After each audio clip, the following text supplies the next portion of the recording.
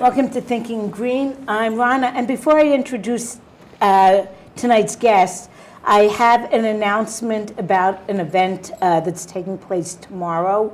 Most of you know that tomorrow is the Coast Guard Academy graduation, and President Obama will be the speaker. If you're like me, you don't have a ticket for the event, but there is going to be another event going on in New London based on what President Obama said in Selma a couple weeks ago. Our march is not yet finished. So the Southeast Connecticut Peace and Justice Network is meeting tomorrow at about 11:45 a.m. at St. Francis House on Broad Street, and we'll walk around downtown and stop at the police station, at the courthouse, at the immigration office, at the train station, and talk about different things that we need to still work on. So you can do that tomorrow. It's free, and there will be snacks. My guest tonight is Martina Bottinelli, who is the founder of Red Tail Learning Center, which has been a fixture in downtown New London for a couple years now. And we're going to talk about Red Tail in particular and a little bit about education in general as well. So welcome, Martina. Thank you. Maybe you'd like to start out and talk about how Red Tail came to be. Sure. So Red Tail, the idea for Red Tail sort of developed over the last decade, really. I started working with youth when I was in college. And then after graduating, I worked in a preschool. I worked in a youth group, after-school programs, and throughout, also in a public school in New York. Throughout all of these experiences, I saw that there were some major flaws in this school system. Obviously, there are, and a lot of people see that. And I started to develop these ideas inspired by other centers across the country that value self-directed learning and student-guided learning. And so I opened Red Tail with the support of a bunch of families 2 years ago.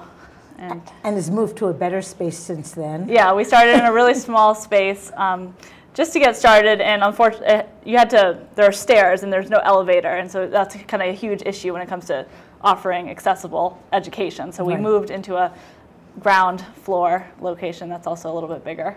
And some people might pass it and see it on Masonic Street and see the students all around the downtown area. Yeah. So I guess you said self-directed learning. So what does that mean in terms of like the day-to-day educational program? Sure.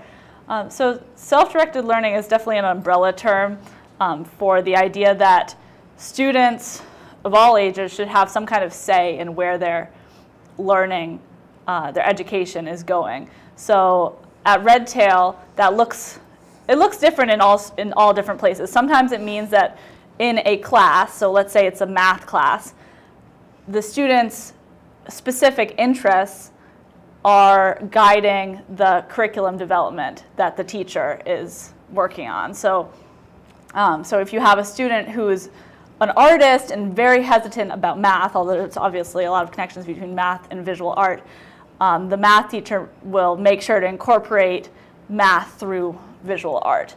So that's one way in which self-directed learning works. And another way is that students, especially as they get older, decide completely what they're going to be studying. So it's almost like you're jumping to the college the college world at a younger age.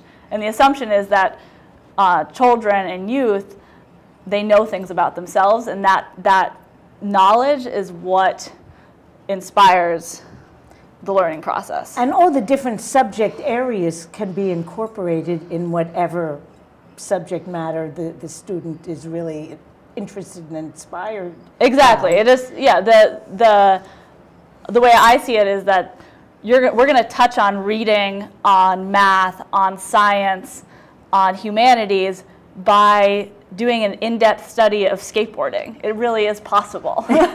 And we just need to get really creative.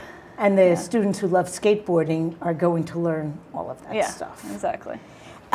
So what kind of, the families that you serve, so I know you have programs for children from very young to young adults practically. Where do you get your families from? Well, I started mostly working with homeschoolers and unschoolers because it was a natural community to connect with around the idea of self-directed learning.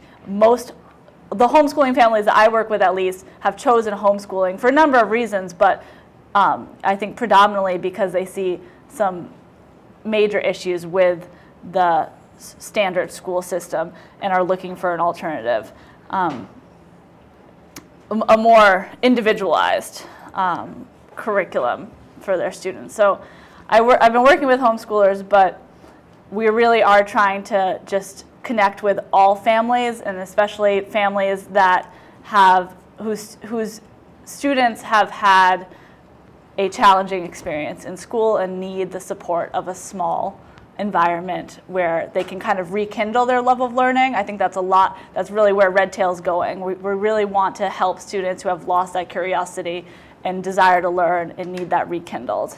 So it kind of works, the same program really works for the homeschooling families that have that self-directed learning at home but might not have a learning community, which students need. And then you have the other students whose school experience might not have been very fun. Right. I see the difference often when I have a homeschooler will come for a class, and if you kind of tell them what to do, they hesitate and they definitely resist, and they want to have a say, and then and that's great, and then I'll have a school kid come to Red Tail, and when I say that there are choices, they don't know what to do with those choices. They really they struggle with freedom, and so we take time to rekindle the ability to choose. So you have students, I'm guessing the very young students are largely homeschooled students, at least when it's not summer vacation. And your older students might be some of each. I noticed, well, let's talk a little bit about what summer programs you have, and then we might talk about some topics that they lead to. Okay. So we have a flyer here. Yep, so we have 3 different programs that we're offering. We're open on Tuesday, Wednesday, and Thursday, so none of our programs are Monday through Friday. But we have a full-day program, which is based on the Explore, Discover, Create model. So when students arrive, and it's a mixed-aged environment. So it's the Explore, Discover, Create program is open to students between the ages of 7 and 16. When they arrive, they spend the morning exploring. So what they explore depends on what the facilitator has put out for them to explore, and that will depend on what those students that sign up for this program are interested in. It might be science related, it might be art related one day, but it will constantly, it's an invitation, so it's materials that invite curiosity. In the afternoon, our facilitator, our community instructor that's facilitating that program will introduce the students to a new concept, a new technique, a new discovery through some kind of experiment, and the hope is that discovery will then fuel the next day's exploration. The create aspect of it is that in the afternoon we have these weekly youth festivals. So Red Tail is all about fun. If you see Red Tail students around town, they're having fun pretty much no matter what, because learning should be fun. That's just a premise for me. So we call them youth festivals. You might think of them as camps. They have themes. So the themes include circus arts, theater, writing, and visual art. Each week is a different theme. So in the afternoon, the full day program participants join the festival, and also, so you can, that's the second program, is you can come just for the festival. And we have a community instructor that's a master in the topic of that week, and they are just immersing themselves in whatever that that theme is. And really, each circus arts, you might think that it's very specific, but it's actually the broadest. It's one of the most encompassing art forms. It includes theme development, performance, agility. There's just so many different aspects of it that are good for kids, and it builds confidence. So, yeah. Well, a couple questions come to mind. One, these programs are for ages 7 through 16. So how does it work to have mixed age groupings? The public school system in the United States with the one-room schoolhouse, 300 years ago, had mixed ages, but in recent decades, students are very segregated by age. Yeah. So how do you logistically make a mixed age grouping work? So here's what we do. We find out ahead of time who's going to be in our class, in our program. We find out we're going to have 3 7-year-olds, we're going to have 5 9 to 11-year-olds, a couple teenagers. What are we going to do? We individualize the program to meet those specific needs. So we want our teenager to be helping out with the 7-year-olds. We want the 7-year-olds to have some way where they can really embrace what they're good at. So a playful aspect to whatever we're doing. We want there to be a challenging aspect for our older students. And we really figure out what we're going to do in our camps based on who's going to be there. And the way I see it, age is just one way to separate people. So there are so many other ways. And a 7-year-old will connect with a 16-year-old because they both love reading, and maybe they both love animation, let's say. And two 16-year-olds might be completely different. Right. So, and it's good. It builds community to have the different ages. Well, I keep thinking about, middle schools tend to be a very problematic institution, not necessarily equally so in all towns, but here in New London in particular, many parents whose students go to the elementary schools in New London, when they're faced with middle school, they kind of panic.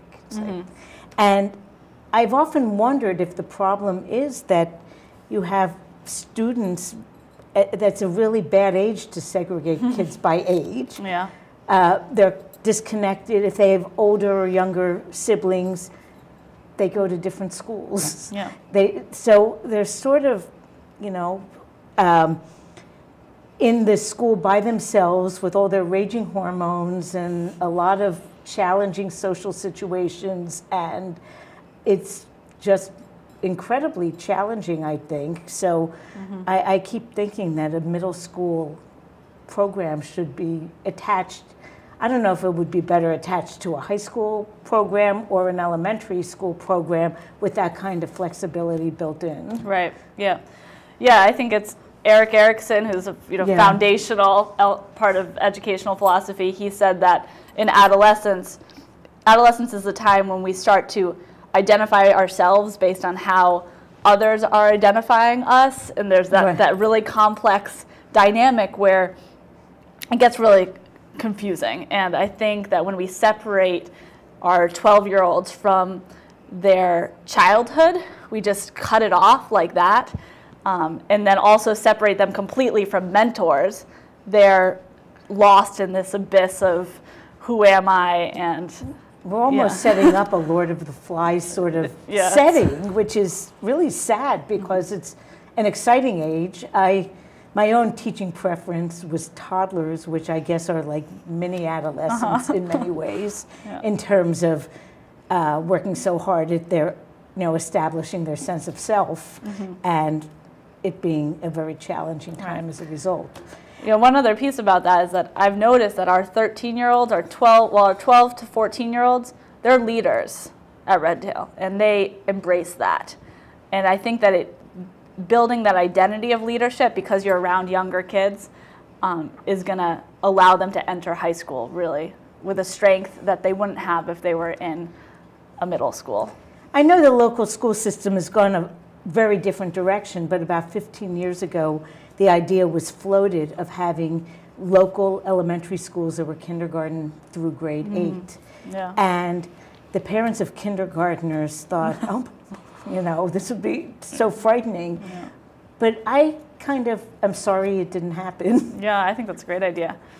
Now, one other thing came to mind when you were talking about the programs, the master instructor.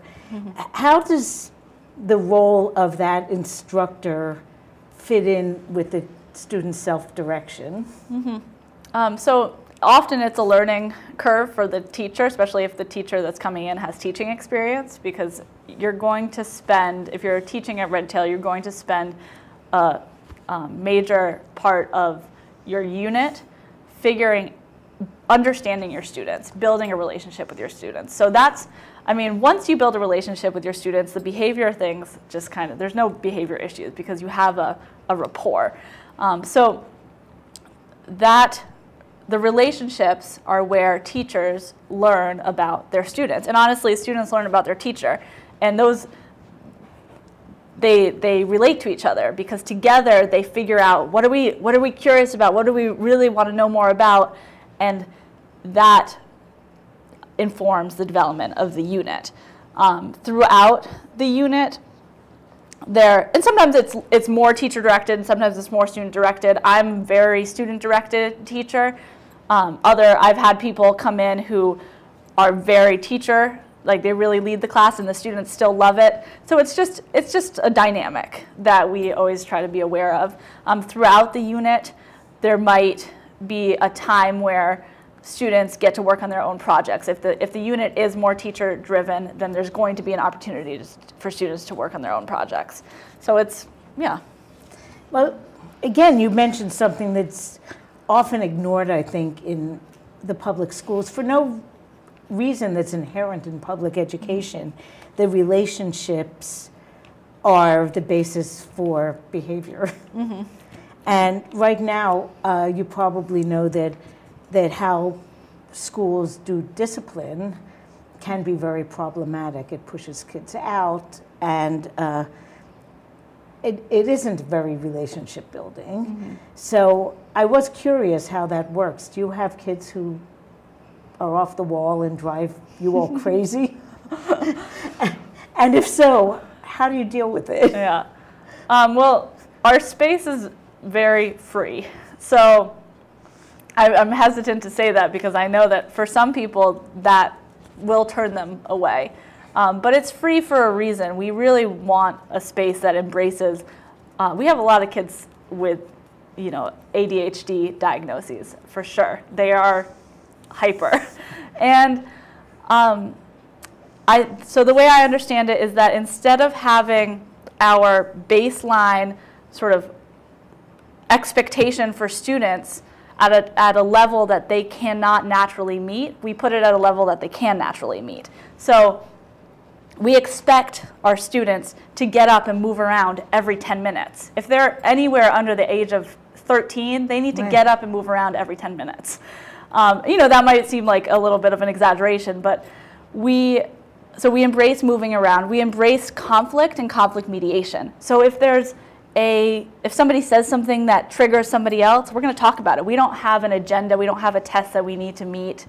Our deadlines are shaped by whatever comes up in the classroom. So if there's an issue, we can stop and we can talk about it, and we can talk about it for the entire class if it needs to be, if it needs to come up. Because that's what everyone's mind is going to be on. Yeah, anyway. because there's exactly. And then the other aspect of that is that I think that a lot of schools understand this. It's just hard to implement. Informing community is the basis for eliminating behavioral issues or creating a culture creating just a healthy culture. We need community. We need people to feel included and feel like there's a place where they can go if they're having trouble or an issue. We don't really have a discipline policy per se because we haven't really needed to yet, but when that, Now, you also have programs for very young children coming up, right? Children's Toddlers. garden. Oh, yeah. Well, toddlers, talk about the toddlers and also the We have a 3 to preschool 8. program, yeah. Yeah, so in the summer we're doing this children's garden, and I'm hoping that it will actually lay the groundwork for a fall program. For 3 to 7-year-olds, it's Reggio Emilia inspired. Reggio Emilia is a philosophy that came out of the province of Reggio Emilia in Italy after World War II. And the philosophy, the approach believes that children are competent. Their desires, impulses, interests are the number one force, should be the number one force behind all learning. And it just makes total sense to me, and it really aligns with sort of the self-directed learning philosophy. So our children's garden is play-based. We have centers that are sort of more traditional, areas to explore all sorts of different things. We have story time. But the idea, again, is that students' interests, their curiosities will guide what we do throughout the summer. Well, you mentioned Reggio Emilia, and my own experience was I've worked with toddlers and also with preschoolers, but at a point when I was working with 1-year-olds, I saw a photograph from a Reggio Emilia place, toddler room that had white tablecloths, and because another piece of it is that children respond to beauty, and that year I didn't, but incorporate that. But in future years, I started having tablecloths. When I worked for Head Start, and a lot of the parents had night jobs, and people in the family ended up eating on the go a lot. There wasn't really a family mealtime where everyone could sit down together. We tried to provide that, and one of the best ways we could get the children to sit down and really see mealtime as something special and social was to have tablecloths. Yeah. And it was inspired by the same kind of thing, and it was huge. Everyone wanted to put the tablecloth on the table or work on making the centerpiece of the week. Right. Yeah, I think that the idea there is that children value what adults value. We're all human. We value, children, young children especially, love to do jobs. They love to clean and sweep and pour things, and we're kind of living in a culture that keeps children away from anything that might be dangerous. But it's those activities that actually stimulate brain development and executive functioning and are so, so important to child development. So. And I do fear for children now that they're not allowed to test their limits really at all. Yeah. And if they do, if the parents allow them to, you have many other disapproving looks from the outside, sometimes even calls to police and child welfare services. Right, yeah. Yet if we look back at our own childhoods, I'm sure most of us have some great memory of something we did back then that kids just don't get a chance to do today, but is one of our fondest memories. Let's see, what was I wanted to talk a little bit too about your use of the community resources in New London. If people walk around downtown New London, you often will see red-tailed children around town. So what are they doing, and how does that support your curriculum? Yeah. So I don't know if this offends people, but I think of New London as our playground. So hopefully, respectfully. So we don't have a backyard. We will go out to the Whale Tail and use the parade to do art, or to do circus arts, or to put on a performance. We have a poetry class right now, and we're learning about, I don't know if it was haikus or sonnets, but they walked around town and did found poems. So they were finding words on signs and then creating poems out of that. We've had a math class do something similar, going around an outdoor geometry proposal. We had that would involve going around throughout the city and finding, studying geometry through the city. I also, just the other day, we had our summer camp posters to put up, and so I had the students one at a time go into each business, and each one got to say who they were and ask if they could put the poster up. And just that activity was helping them develop their, what I don't have right now, speaking skills, public speaking skills. So and that's, New London, downtown New London is where I meet so many of my instructors. So it's in the art gallery, is finding artists, there's so much talent and so many resources available right. New London's special because it's so walkable. And I think that's a huge part of it. I mean, we don't get on public transportation. But if we had good public transportation, we could. But as it is, we don't need to. Walking within a half-mile radius, you can get to a lot of places. Yeah, absolutely. And I'm guessing it also increases the connection that the various gallery owners and shop owners have with the children of New London. Mm-hmm. I sometimes feel as though, some of the problems that, people don't feel like funding the schools, mm-hmm. they don't know the kids. Yeah. So, although you're not part of the public school, it's still a way that the people who live in New London and work in New London do get to know who the kids are. Yeah, it reminds me of the sort of old-timey idea that we shouldn't hear or see our children, or we can see them but we can't hear them. Why are kids inside a building all day long, other than making sure that parents are available to go to work? I don't quite see the value in such a separation between adults in the adult world and children in the children world, the child world. They're really it's all one world. It's all one world. Yeah. But since you mentioned the children in buildings, the last show I had that was related to education was about testing and all of the many ills of the standardized testing, all the stress that kids go through. Mm-hmm. And I guess some people might question, well, so how do you know if students learn something? Mm-hmm.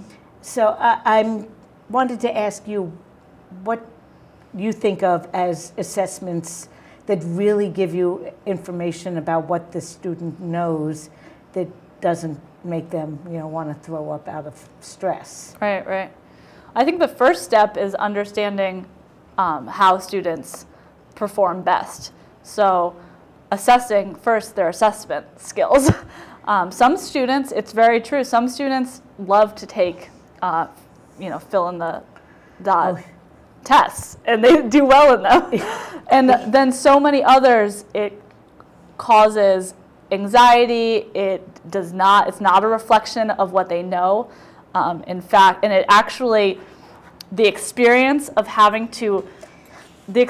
being put in a situation where you cannot express what you know,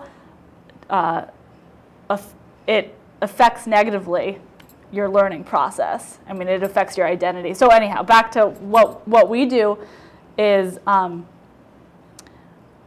we do presentations, we do portfolios.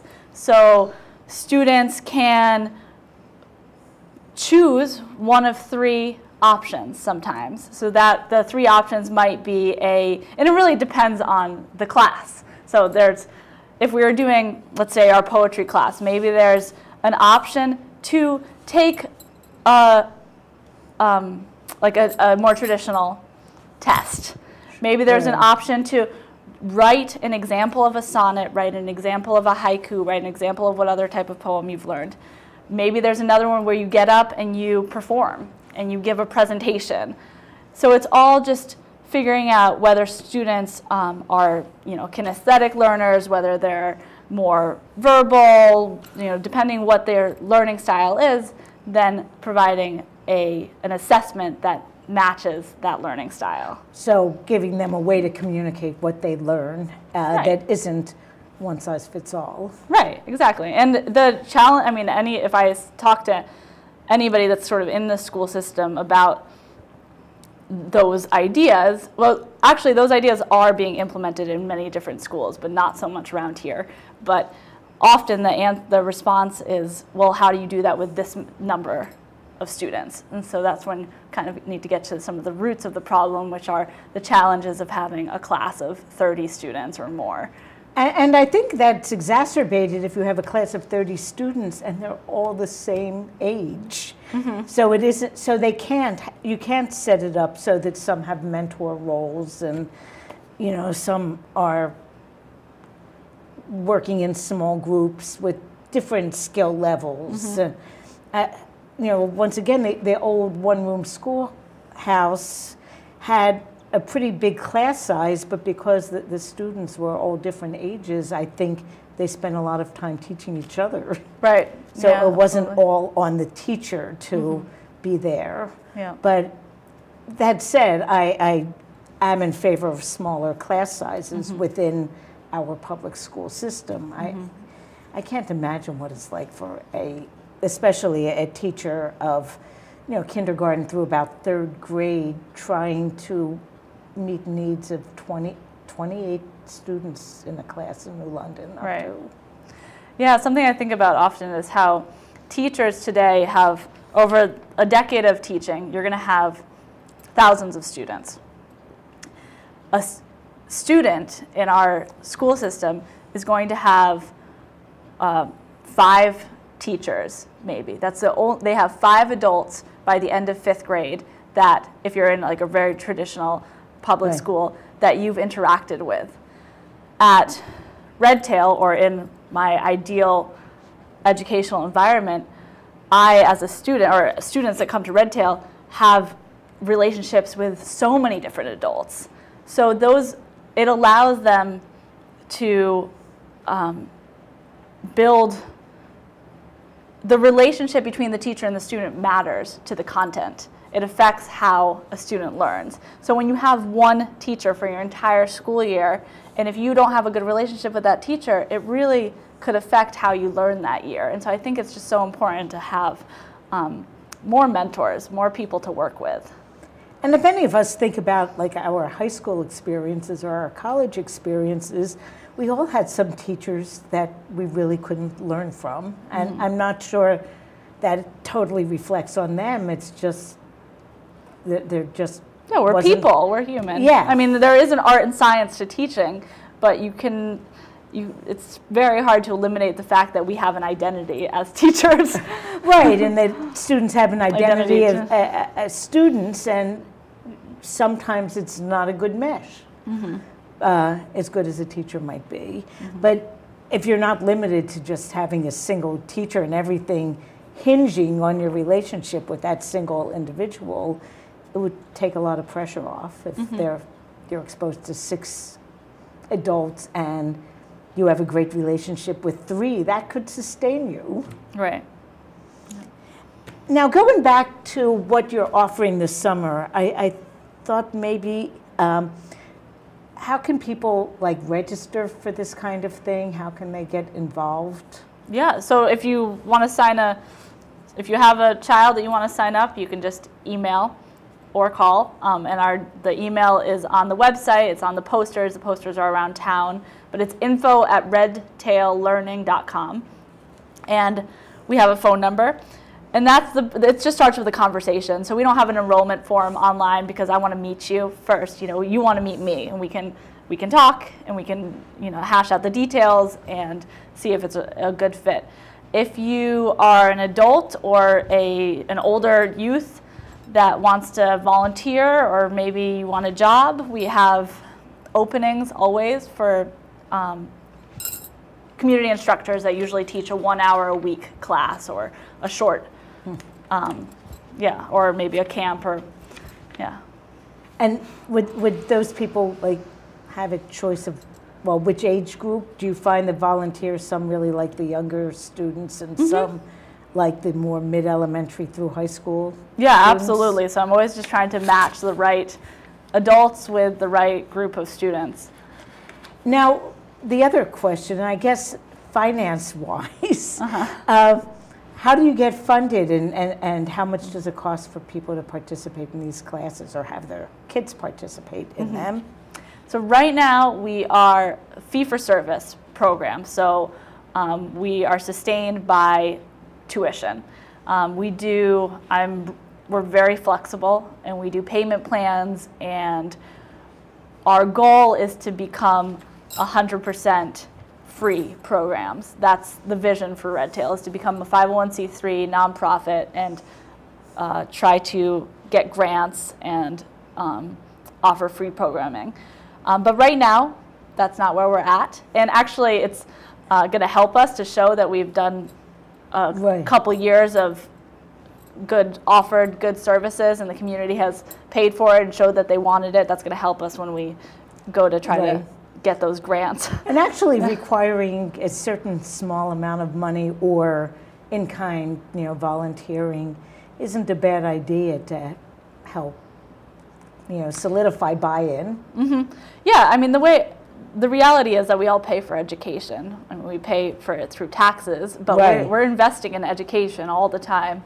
And a lot of families have realized that they are going to have to invest in alternative sources of education for their children, because what's available is not going to do it for them. Either it doesn't do it at all, or it's just not adequate. Or it's not adequate, yeah.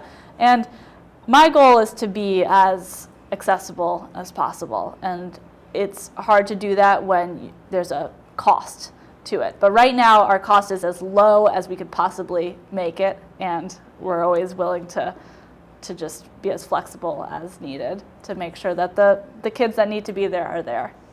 So the sensitivity to the fact that New London is not a high-income area. Yeah, that is the reality. Now, do most of the students and families actually live in New London, or do you draw from the whole region? We draw from surprisingly far away sometimes. I mean, we have a couple students that drive an hour to come to Red Tail. And then we have, I haven't ever done the numbers, but we have students from New London, we have students from Mystic, some from Niantic, we've had students from Waterford. So it's really just a mix. I can't tell you what, it's just a mix, yeah. And it's really interesting how that works out. It's really interesting. There aren't many programs that draw in New London that draw people from outside New London, and yeah, it's that interests me also, because when I worked for Head Start, half of my class usually was comprised of students who lived in New London, and the other half were from all the surrounding communities, and it was really incredible to see the interaction, because they had had very different life experiences. And in Head Start, of course, there were income guidelines, so no one was wealthy. But we saw the suburban kids had more resources in some ways, but a lot less social life than the students who lived in New London, who really might not have gone to the library as much, but they had interacted with a lot more people. And it was just a really interesting mix. Yeah. I like that a lot. So looking ahead to fall, without so much detail, what kind of programs do you anticipate continuing when school starts? And I'm guessing the focus is a little bit different. Yeah, so for the fall, we're going to have an after-school program, which we've been having. That the focus of the after-school program is on the arts, but really as broad as you can possibly think of the arts. And for me, the arts are one of the things, the way I see it, the arts are one of the things that are being taken out of schools. So if we can try to provide that access to that, it's important. So it'll include, the program will include writing, theater, visual art, maybe some circus arts, maybe some construction or manual arts. We're also going to have a morning program for young children, a couple days a week as a supplement to families who are don't have their children enrolled in a full-time preschool. Right. So that will be similar to our children's garden program that's Reggio Emilia inspired.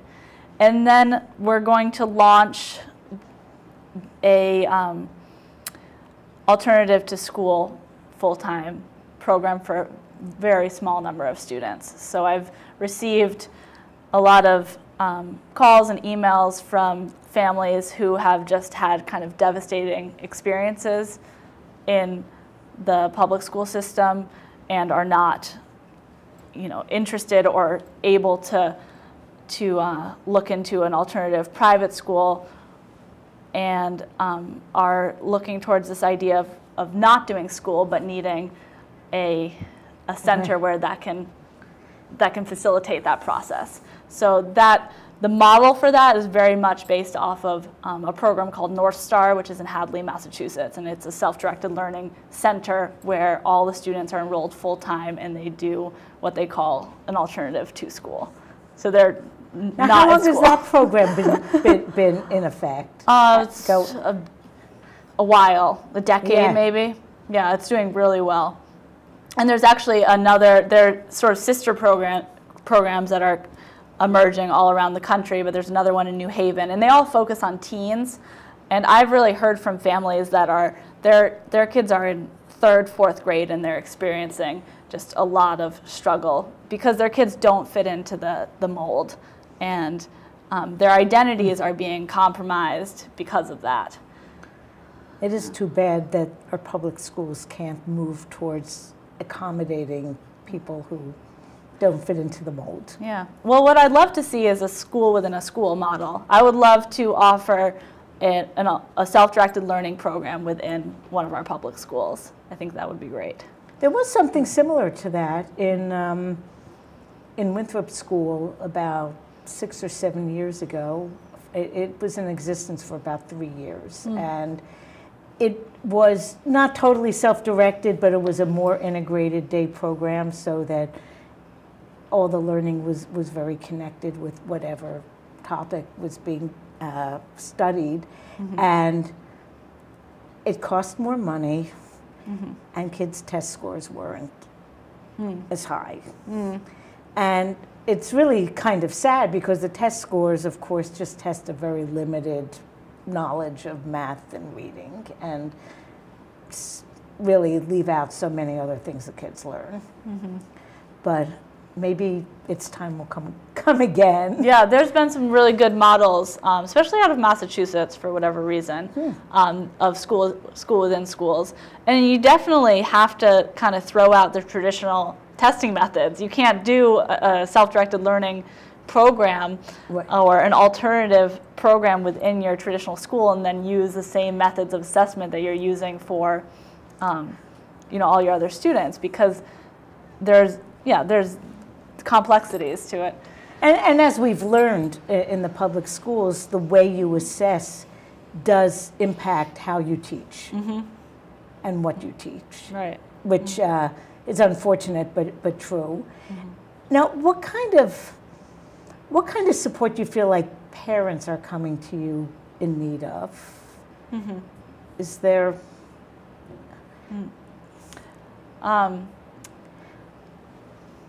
So there's just two parts. Do you mean more, what kind of support do the parents need themselves in their parenting, or do you mean do they need for their students? I guess both, because it seems to me that parenting is harder than ever because there aren't many built-in supports in our society, either so parents can meet their own needs or so parents can meet the needs of their kids. Yeah, it's so family by family specific. I have parents who